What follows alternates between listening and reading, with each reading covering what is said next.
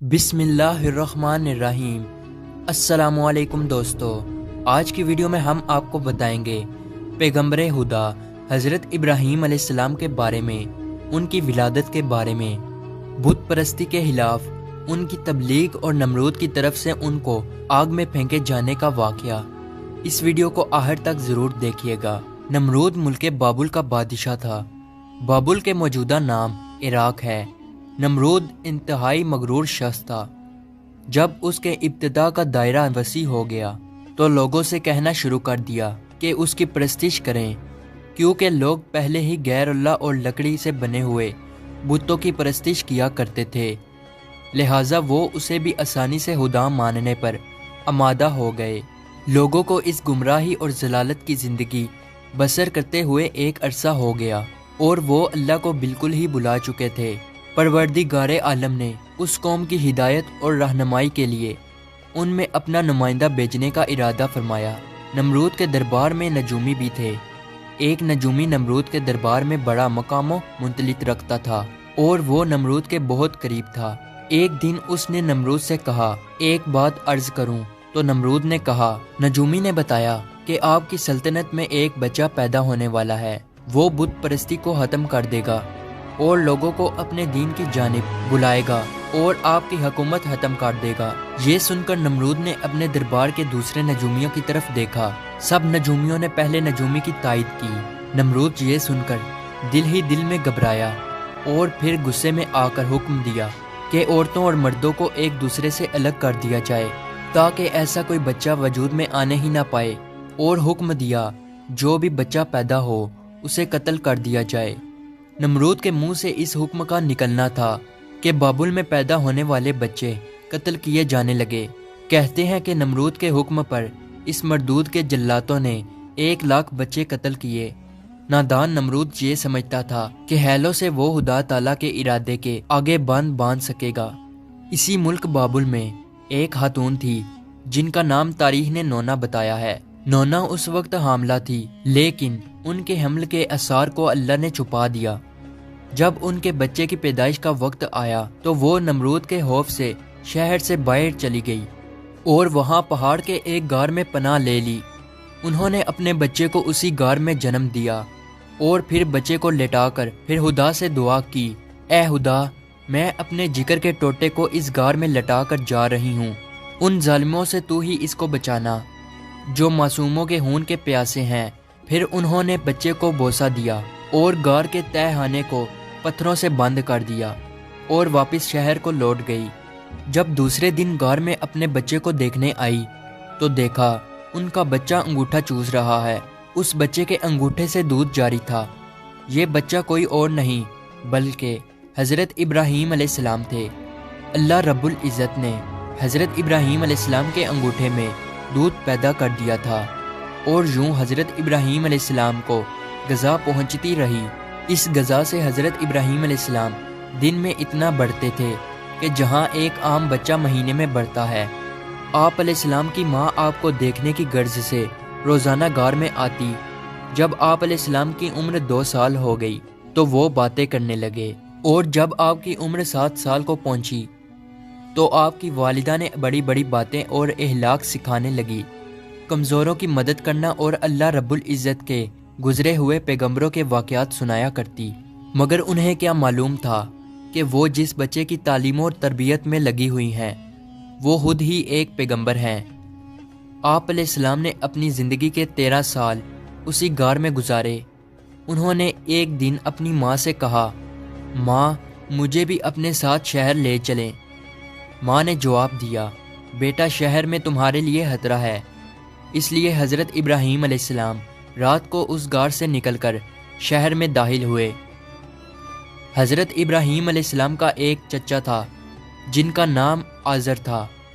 यहाँ पे एक नुक्ते की वजाहत करता चलूँ तो रात में आज़र को हज़रत इब्राहीम अलैहिस्सलाम का चचा कहा गया है, जबकि उनके वालिद का नाम तारिक था। कुरान मजीद में उनके वालिद का नाम आज़र कहा गया है। बहुत से उल्मा का अजमा है कि आज़र हज़रत इब्राहीम अलैहिस्सलाम का बाप ना था बल्कि उनके वालिद तारिक थे और वो मुसलमान थे। अरबाब नस्ब का भी इसी पर इत्तफाक है कि हज़रत इब्राहीम अलैहिस्सलाम के वालिद تارک تھے، لہٰذا قرآن مجید اور اکثر حدیثوں میں جو آزر کو باپ کہا گیا ہے وہ مجاز کے طور پر ہے، کیونکہ وہ حضرت علیہ السلام کا چچا تھا، اور عرب میں یہ رواج ہے کہ چچا کو باپ کہتے ہیں۔ یا یہ بھی ہو سکتا ہے کہ وہ آپ کا چچا ہی رہا ہو اور طارق کی وفات کے بعد ان کی والدہ سے عقد کیا ہو اور آپ کی تربیت کی ہو، اسی سبب سے اس کو باپ کہا گیا ہے۔ آزر مٹی، پتھر، لکڑی کے بت بناتا، ان کو خود پوجتا اور لوگوں کے ہاتھوں فروخت کراتا تھا۔ اس طرح اس کا کاروبار بہت پھیلا ہوا تھا۔ آزر کے بیٹے بھی بت فروشی کرتے تھے۔ جب حضرت ابراہیم علیہ السلام غار سے نکل کر شہر میں گئے اور اپنے چچا آزر کے پاس پہنچے تو آزر نے حضرت ابراہیم علیہ السلام کو بھی اپنے بیٹوں کے ساتھ بت بیچنے کے لیے بھیج دیا۔ حضرت ابراہیم علیہ السلام نے بتوں کے گلے میں رسی باندھی اور انہیں زمین پر گھسیٹتے ہوئے لے گئے، جس سے وہ مٹی، کیچڑ اور کوڑا کرکٹ سے آلودہ ہو گئے۔ پھر آواز لگائی، اے لوگو، آؤ اور مجھ سے وہ بت خریدو جو بے جان ہے، عقل و ہوش سے خالی ہیں اور کوئی نفع یا نقصان نہیں پہنچا سکتے۔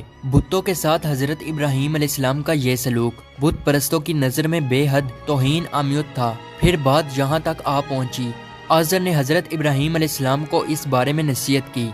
ایک دن حضرت ابراہیم علیہ السلام نے اپنے چچا سے پوچھا، چچا جان، آپ لکڑی اور مٹی کے بت بناتے ہیں جو نہ بول سکتے ہیں، نہ سن سکتے ہیں، نہ آپ کو کوئی نفع یا نقصان پہنچا سکتے ہیں۔ آزر نے چونک کر پوچھا، کیا تم ہمارے خداؤں کے مخالف ہو؟ دیکھو، آئندہ اس طرح کی بات زبان پر نہ لانا، ورنہ تمہیں سزا ہوگی۔ اس کے بعد حضرت ابراہیم علیہ السلام لوگوں سے مخاطب ہوئے اور کہا، پرستش اور سجدے کے لائق نہ نمرود ہے اور نہ یہ بت ہیں، لائق عبادت صرف اللہ تعالیٰ کی ذات ہے، جس نے ساری کائنات کو بنایا، جس نے پوری دنیا کو پیدا کیا۔ حضرت ابراہیم علیہ السلام کا نام اور پیغام تیزی سے پھیلنے لگا، لوگ ان کی بات غور سے سننے لگے۔ جب ان کی شہرت نمرود تک پہنچی تو اس نے اپنے دربار کے لوگوں سے پوچھا، یہ کون نوجوان ہے جس نے ایک ہنگامہ کھڑا کر دیا؟ درباری بولے، اس کا نام ابراہیم ہے جو آزر کے گھر میں جوان ہوا ہے۔ نمرود نے حکم دیا کہ اسے فوراً میرے سامنے پیش کیا جائے۔ نمرود کے بھیجے ہوئے لوگ حضرت ابراہیم علیہ السلام کے پاس آئے اور انہوں نے نمرود کا پیغام انہیں پہنچایا۔ حضرت ابراہیم علیہ السلام نمرود کے پاس پہنچے۔ نمرود نے پوچھا، نوجوان، تم جس خدا کی بات کرتے ہو وہ کون ہے؟ تو حضرت ابراہیم علیہ السلام نے جواب دیا، میرا خدا وہ ہے جو لوگوں کو زندگی اور موت دینے کی قدرت رکھتا ہے۔ نمرود نے کہا، یہ تو میں بھی کر سکتا ہوں، اور اس نے ایک ایسے مجرم کو آزاد کر دیا جسے موت کی سزا کا حکم سنایا جا چکا تھا، اور ایک ایسے آدمی کو پھانسی دے دی جس کا کوئی جرم نہیں تھا۔ پھر کہنے لگا، اب بولو، میرے خدا ہونے میں تمہیں کیا شک ہے؟ میں بھی تو جس کو چاہوں زندگی بخش دوں اور جس کو چاہوں موت بخش دوں۔ حضرت ابراہیم علیہ السلام نے فرمایا، اگر تو سچا ہے تو جس کو قتل کیا ہے اس کو زندہ کر کے دکھا۔ پھر فرمایا، میرا خدا سورج کو مشرق سے نکالتا ہے اور مغرب میں غروب کرتا ہے، تو اسے مغرب سے نکال کر دکھا۔ نمرود سے اس سوال کا جواب نہ بن سکا اور وہ شرمندہ ہو گیا۔ اس وقت حضرت ابراہیم علیہ السلام کی والدہ نے نمرود سے کہا، بادشاہ سلامت، مجھے اجازت دیں کہ میں ابراہیم علیہ السلام کو اپنے ساتھ لے جاؤں، کیونکہ یہ ابھی ناسمجھ ہیں۔ آزر بولا، بادشاہ سلامت، آپ ابراہیم علیہ السلام کو گھر جانے کی اجازت دے دیں، میں اسے آپ کی اور بتوں کی توہین سے باز رکھنے کی ضمانت دیتا ہوں۔ نمرود نے کہا، میں تمہاری خاطر ابراہیم علیہ السلام کو معاف کرتا ہوں، لیکن اگر اس نے آئندہ کوئی ہنگامہ کھڑا کیا تو میں اسے زندہ جلا دوں گا۔ ابراہیم علیہ السلام اس واقعہ کے بعد اپنے مشن سے باز نہ آئے، اور انہوں نے ایک دن آزر سے کہا، چچا جان، یہ بت کیا ہے جن کو آپ خود بناتے ہیں اور خود پوجتے ہیں اور خود ہی ان کو خدا مانتے ہیں؟ آزر یہ بات سنتے ہی بگڑ گیا اور اس نے کہا، ابراہیم، فوراً میرے گھر سے نکل جاؤ، میں تمہیں مزید برداشت نہیں کر سکتا۔ ابراہیم علیہ السلام یہ کہتے ہوئے گھر سے نکلے۔ چچا جان، آپ نہیں مانتے تو میں جاتا ہوں، مگر میں اپنے مشن سے باز نہیں آؤں گا، کیونکہ میں خدا سے ڈرتا ہوں اور ان بتوں سے یا نمرود سے نہیں ڈرتا۔ حضرت ابراہیم علیہ السلام نے اپنے چچا کے گھر سے الگ اپنا کوئی انتظام کر لیا اور وہاں سے چلے گئے، مگر اپنے قول کے مطابق اللہ کی بندگی کی دعوت دیتے رہے اور بتوں کی خدائی کا انکار کرتے رہے۔ ملک بابل کے لوگ ہر سال ایک عید منایا کرتے تھے اور اس دن کچھ خصوصی کام انجام دیا کرتے تھے، چنانچہ وہ لوگ سارا دن شہر سے باہر گزارتے تھے۔ ایک دفعہ جب عید کا دن آیا اور وہ لوگ شہر سے باہر چلے گئے تو حضرت ابراہیم علیہ السلام اکیلے اس شہر میں رہ گئے۔ جب حضرت ابراہیم علیہ السلام نے دیکھا کہ شہر خالی ہے اور بت خانے کا کوئی محافظ بھی نہیں ہے، حضرت ابراہیم علیہ السلام نے ایک کلہاڑا لیا اور بت خانے میں جا پہنچے۔ اس عالی شان بت خانے کو دیکھنے لگے جس کو بڑی نفاست کے ساتھ سجایا گیا تھا۔ اس میں مختلف بتوں کو ان کے مطابق ترتیب میں رکھا گیا تھا۔ تب آپ نے ان بتوں کا مذاق اڑانے کے لیے کھانا ان کے آگے رکھا جو آپ ساتھ لے گئے تھے۔ آپ نے ان سے کہا، کیا تم کھانا کھاؤ گے؟ جب بتوں کی طرف سے کوئی جواب نہ ملا تو کہا، تم بولتے کیوں نہیں؟ لیکن اب بھی کوئی جواب نہ ملا۔ اس پر حضرت ابراہیم علیہ السلام نے کلہاڑا اٹھایا اور ایک کنارے سے بتوں کو توڑنا شروع کیا۔ سارے بت چکنا چور کر دیے۔ آخر میں سب سے بڑے بت کے کندھے پر کلہاڑا رکھا اور بت خانے سے چلے گئے۔ جب شہر کے لوگ واپس لوٹے تو اپنے بت خانے میں گئے۔ وہاں جو ان کے بتوں کا حشر تھا، یہ دیکھ کر وہ بہت حیران اور پریشان ہو گئے۔ لوگ سوچ میں مبتلا تھے کہ یہ سب کچھ کس نے کیا ہے۔ سب لوگوں کی زبان پر ایک ہی الفاظ تھا کہ کس نے ہمارے خداؤں کے ساتھ ایسا سلوک کیا ہے۔ بعض لوگوں نے کہا، ہم نے ایک نوجوان کو بتوں کی برائی بیان کرتے ہوئے سنا ہے کہ جس کا نام ابراہیم ہے، وہ بتوں کی عبادت کو بے عقلی کا کام سمجھتا ہے اور اس نے ہمیں لعنت ملامت بھی کی تھی، اس لیے ممکن ہے کہ یہ کام اس نے ہی کیا ہو۔ اس طرح حضرت ابراہیم علیہ السلام پر شک ظاہر کرنے کے بعد ان پر ایک مقدمہ چلا۔ انہوں نے حضرت ابراہیم علیہ السلام سے پوچھا، کیا ہمارے خداؤں کے ساتھ یہ سلوک تم نے کیا ہے؟ تو حضرت ابراہیم علیہ السلام نے بڑے اطمینان سے جواب دیا، یہ بات اس بڑے بت سے پوچھو کہ جس کے کندھے پر کلہاڑا ہے۔ اس شخص نے کہا، وہ تو بول نہیں سکتا۔ حضرت ابراہیم علیہ السلام نے جواب دیا، جی ہاں، بولنا تو دور کی بات ہے، اگر اس کی آنکھ پر کوئی مکھی بھی بیٹھ جائے تو یہ اسے بھی اڑا نہیں سکتا، بھلا دوسرے کو کوئی نفع یا نقصان کیا پہنچائے گا؟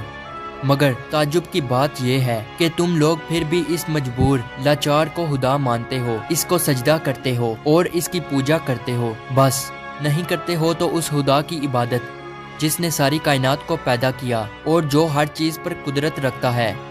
لوگوں نے حضرت ابراہیم علیہ السلام کی باتیں بڑے غور سے سنی اور سوچنے لگ گئے کہ واقعی ہی نوجوان سچ کہتا ہے۔ سچ مچ لکڑی، مٹی اور پتھر کی مورتیوں میں کیا طاقت ہے، لیکن ایک آدمی کے دل پر آپ علیہ السلام کی باتوں کا الٹا ہی اثر ہوا۔ وہ بولا کہ ہمارے خداؤں کا ستیہ ناش تم نے ہی کیا ہے، اور اگر تمہیں چھوڑ دیا جائے، آج تم نے ہمارے بتوں کو توڑا ہے، کل ہمارا بت خانہ ہی توڑ ڈالو گے، اس لیے تم جیسے انسان کو زندہ نہیں چھوڑا جا سکتا۔ تو لوگ اس وقت وہاں موجود تھے تو وہ یہ سب کچھ سن رہے تھے۔ یہ شخص نمرود کا بھیجا ہوا جج تھا۔ لوگ کھڑے اس بات کا انتظار کر رہے تھے کہ دیکھیں نوجوان کے لیے کیا سزا تجویز کی جاتی ہے۔ اس سزا کو سننے کے لیے انہیں زیادہ انتظار نہ کرنا پڑا۔ جج بولا، ابراہیم، تمہارے اس جرم کی سزا یہ ہے کہ تمہیں زندہ جلا دیا جائے گا اور تمہاری خاک ہوا میں اڑا دی جائے گی۔ ابراہیم علیہ السلام نے کہا، میں تمہارے اس فیصلے سے نہیں ڈرتا۔ زندگی اور موت کا مالک میرا اللہ ہے۔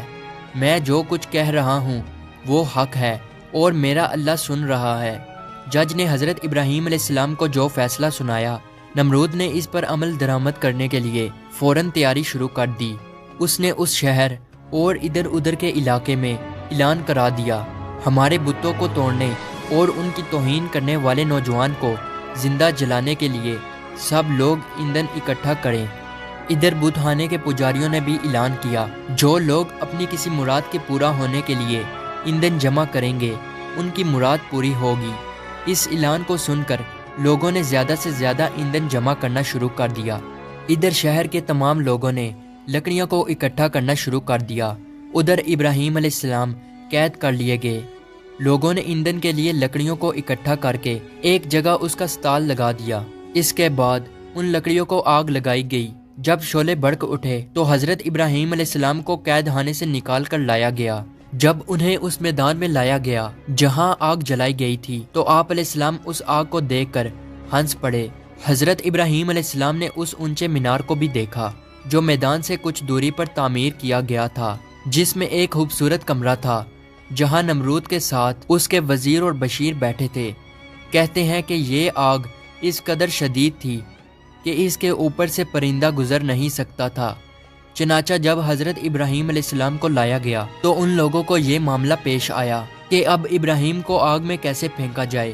اس دوران شیطان نے ان لوگوں کے دماغ میں منجنی کا تصور ڈالا۔ حضرت امام جعفری صادق علیہ السلام سے منقول ہے کہ منجنی دنیا میں سب سے پہلے حضرت ابراہیم علیہ السلام کے لیے کوفہ میں کسار نامی ایک نہر کے کنارے بنائی گئی اور وہ قریائے کنتانہ میں بنائی گئی۔ اس منجنی کو شیطان نے بنایا تھا۔ چنانچہ حضرت ابراہیم علیہ السلام کو منجنی کے ذریعے آگ میں پھینک دیا۔ اس وقت آسمان و زمین سے فریاد بلند ہوئی اور کائنات کی ہر ایک شے نے ابراہیم علیہ السلام کی امداد کی خواہش کی۔ زمین نے کہا، پروردگار، مجھ پر سوائے ابراہیم علیہ السلام کے تیری عبادت کرنے والا کوئی اور نہیں ہے، کیا تو راضی ہے کہ لوگ اسے جلا دیں؟ فرشتوں نے کہا، تیرے خلیل ابراہیم علیہ السلام کو لوگ جلاتے ہیں۔ حق تعالیٰ نے فرمایا، اگر مجھ سے وہ مدد طلب کرے گا تو میں یقیناً قبول کروں گا۔ جبرائیل علیہ السلام نے کہا، خداوند، تیرے خلیل حضرت ابراہیم علیہ السلام کے سوا زمین پر تیری عبادت کرنے والا کوئی نہیں ہے۔ تو نے ان کے دشمنوں کو ان پر مسلط کر دیا ہے تاکہ ان کو آگ میں جلا دیں۔ حق تعالیٰ نے فرمایا، خاموش ہو جا، ایسی بات تیرے جیسا بندہ ہی کہہ سکتا ہے جو ڈرتا ہے کہ کوئی امر اس کے قبضہ اختیار سے باہر ہو جائے گا۔ وہ میرا بندہ ہے، جس وقت چاہوں گا اس وقت بچا لوں گا۔ اگر وہ مجھ سے دعا کرے گا تو میں قبول کروں گا۔ پھر ابراہیم علیہ السلام نے اپنے پروردگار سے دعا کی، یا اللہ یا واحد یا من لم یلد ولم یولد ولم یکن لہ کفوا احد نجینی من النار۔ اس وقت جبرائیل علیہ السلام نے حضرت ابراہیم علیہ السلام سے ہوا میں ملاقات کی جبکہ وہ منجنی سے جدا ہو چکے تھے اور پوچھا کہ اے ابراہیم علیہ السلام، کوئی حاجت مجھ سے ہے؟ آپ علیہ السلام نے فرمایا، تم سے کوئی حاجت نہیں ہے، لیکن عالموں کے پروردگار سے میری حاجت ضرور ہے۔ اس وقت جبرائیل علیہ السلام نے ان کو ایک انگوٹھی دی جس پر نقش تھا، لا الہ الا اللہ محمد الرسول اللہ۔ پھر خدا نے آگ کو وحی کی، کونی برتن یعنی سرد ہو جا۔ اس کے ساتھ ہی آگ سرد ہو گئی اور وہاں جبرائیل علیہ السلام آئے اور آگ کے ساتھ بیٹھ کر گفتگو میں مشغول ہو گئے۔ ان کے چاروں طرف گلو لالا پیدا ہو گئے۔ کہتے ہیں کہ جب آگ جل رہی تھی تب چھپکلی آگ کو پھونکتی تھی اور مینڈک پانی لا کر اس پر پھینکتا تھا تاکہ اس کو بجھا دیں، اور جب خدا نے وحی کی کہ سرد ہو جا، 3 روز تک دنیا کی تمام آگ میں گرمی باقی نہ رہی تھی۔ اور یوں اللہ تعالیٰ نے اپنے پیغمبر حضرت ابراہیم علیہ السلام کو اتنی بڑی آگ سے محفوظ رکھا۔ یہ سارا معاملہ دیکھنے کے بعد نمرود ابراہیم علیہ السلام کے پاس پہنچا اور بولا، نوجوان، ہمیں تعجب ہے کہ تمہارا حکم آگ پہ چلتا ہے۔ ابراہیم علیہ السلام نے جواب دیا کہ یہ تمام میرے خدا کی قدرت ہے۔ نمرود حضرت ابراہیم علیہ السلام کی گرمت کو تو اپنی آنکھوں سے دیکھ چکا تھا، مگر وہ آپ کی باتوں کو تسلیم کرنے کے لیے پھر بھی تیار نہ ہوا۔ نمرود کو لگا کہ کہیں لوگ حضرت ابراہیم علیہ السلام پر ایمان نہ لے آئیں۔ اس نے فوراً لوگوں کو لالچ دے کر اور کچھ کو ڈرا دمکا کر بہکایا۔ اس واقعہ کے بعد اس نے حکم دیا کہ انہیں شہر بدل کر دیا جائے تاکہ کوئی شخص ان کا پیرو نہ بنے اور ان کا دین اختیار نہ کر سکے۔ حضرت ابراہیم علیہ السلام خود بھی نمرودیوں کے ساتھ ان کے شہر میں رہنے سے خوش نہ تھے، اس لیے وہ شہر چھوڑنے پر آمادہ ہو گئے۔ چنانچہ انہوں نے اپنی بکریاں اکٹھی کی اور انہیں اپنے ساتھ لے کر روانہ ہو گئے۔ کیونکہ آپ کے پاس بہت بکریاں اور دوسرا سامان بھی تھا، اس لیے نمرود نے حکم دیا کہ یہ سارا سامان ضبط کر لیا جائے۔ حضرت ابراہیم علیہ السلام نے کہا، اگر تم میری بھیڑ بکریاں اور مال لینا چاہتے ہو تو میں نے اس سرزمین میں اپنی جتنی عمر گزار کر یہ بھیڑ بکریاں جمع کی ہیں، تم میری وہ عمر لوٹا دو اور پھر میرا مال ضبط کر لو۔ جب بات بڑکی تو یہ مقدمہ نمرود کے ایک منصف کے پاس پہنچا۔ اس نے فریقین کے بیانات سننے کے بعد فیصلہ حضرت ابراہیم علیہ السلام کے حق میں دے دیا۔ تب آپ اپنی بکریاں اور دوسرا سامان لے کر اپنی بیوی سارہ اور اپنے بھتیجے حضرت لوط علیہ السلام کے ہمراہ بابل چھوڑ کر چل دیے۔ اکثر مورخوں اور بعض مفسروں نے ذکر کیا ہے کہ آگ سے نجات کے بعد حضرت ابراہیم علیہ السلام نے نمرود کو دین حق کی دعوت دی۔ اس شکی نے کہا میں تمہارے خدا سے جنگ کروں گا، اور ایک دن مقرر کیا۔ اس روز نمرود بے شمار لشکر لے کر میدان میں آیا۔ ابراہیم علیہ السلام تنہا اس کے مقابلہ میں کھڑے ہوئے، یہاں تک کہ حق تعالیٰ نے سب سے کمزور مخلوق مچھر کو بھیجا، جن سے فضا تاریک ہو گئی، اور وہ لشکر والوں پر حملہ آور ہوئے اور ان کے سر اور ناک میں لپٹ گئے، یہاں تک کہ سب کے سب بھاگ کھڑے ہوئے۔ نمرود بھی ذلیل و رسوا ہو کر واپس آیا، لیکن پھر بھی ایمان نہ لایا۔ تو خدا نے ایک کمزور مچھر کو حکم دیا کہ اس کے دماغ میں گھس جا، تو وہ اس کے دماغ میں جا کر اس کا مغز کھانے لگا۔ نمرود اس قدر بے چین ہو گیا کہ چند آدمیوں کو مقرر کیا کہ چپل کی باریک نوک اس کے سر پر ماری جائے۔ نمرود کو اسی حالت میں 40 سال گزر گئے، تو وہ ایمان نہ لایا، بالآخر اسی حالت میں مر گیا اور اس پر جہنم مسلط ہو گئی۔ امید ہے ہماری آج کی ویڈیو آپ کو اچھی لگی ہو، تو اسے لائک اور سبسکرائب ضرور کیجیے گا۔ ملتے ہیں اگلی ویڈیو میں، تب تک کے لیے اللہ حافظ۔